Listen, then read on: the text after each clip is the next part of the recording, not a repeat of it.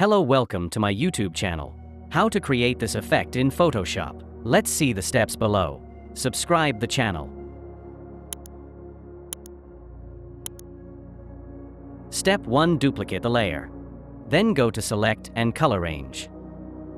Set the same value.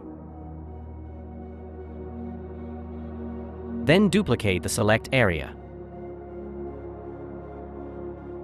Then go to Filter and Blur and Radial Blur. Set the same value.